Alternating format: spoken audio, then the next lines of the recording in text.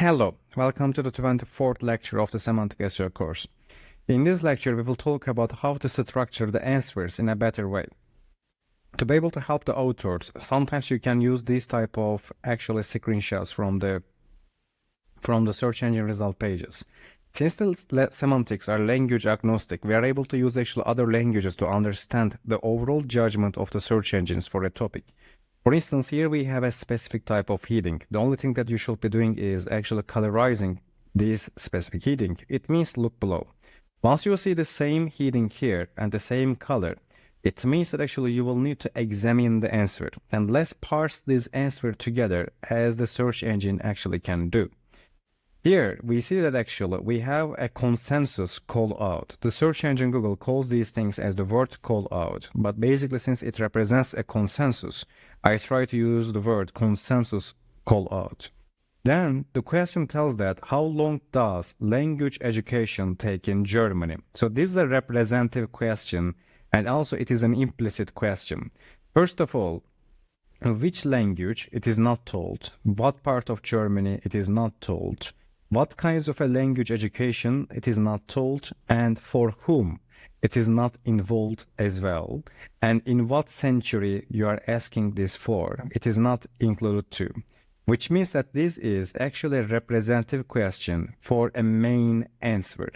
And if you look at here carefully, you will see that we always bolded the time units like 30 weeks, hours, and the hours.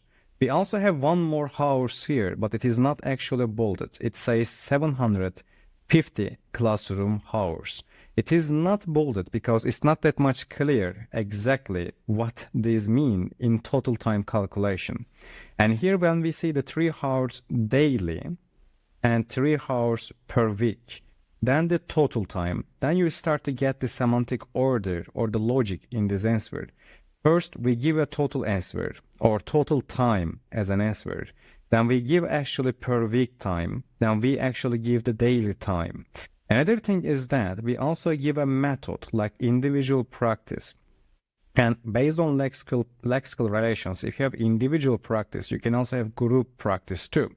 And we have it as well, like group of language students. And at the same time, since we didn't mention which language exactly, our answer starts with German, then the first sentence ends with the English, which are the most important language candidates here because query is in English, but the only country in the query is Germany.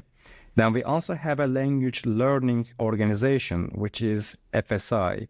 We also have semantic annotation in an approving or aligning way, like approximately and estimates are connected to each other.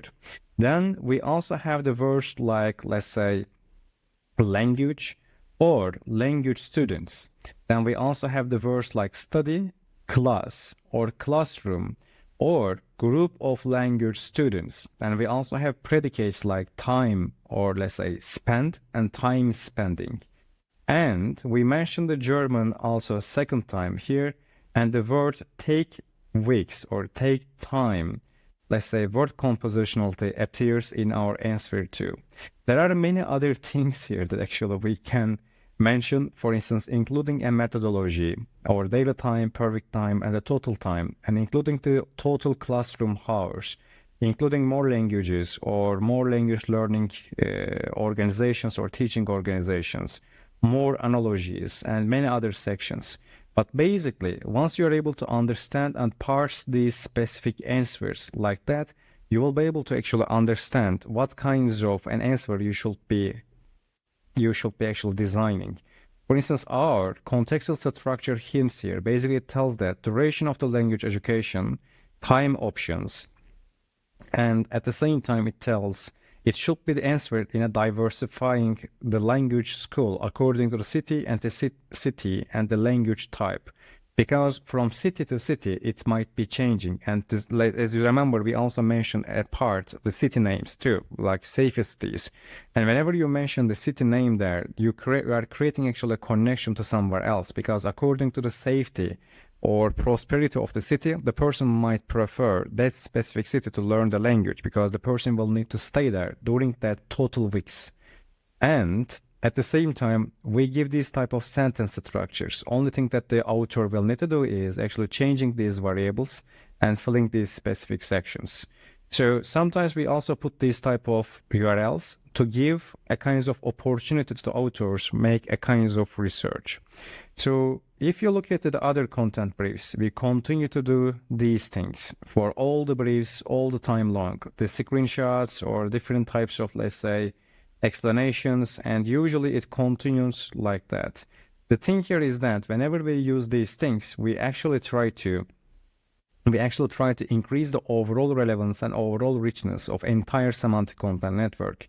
If you change a single anchor text here, it will be affecting actually the anchor tag, the heading or the H1 of this specific brief. If the H1 changes, the rest of the contextual vector will be changing, which will be affecting this anchor text, which will be affecting the title or the H1 of the next article. Basically, everything here is connected to each other, and that's why it is called semantic content network. In the future lectures, we will have a few, let's say, a few language model trainings based on the Google's own AI posts, and then we will dive into some other projects, and from there we will be creating these things together. Thank you.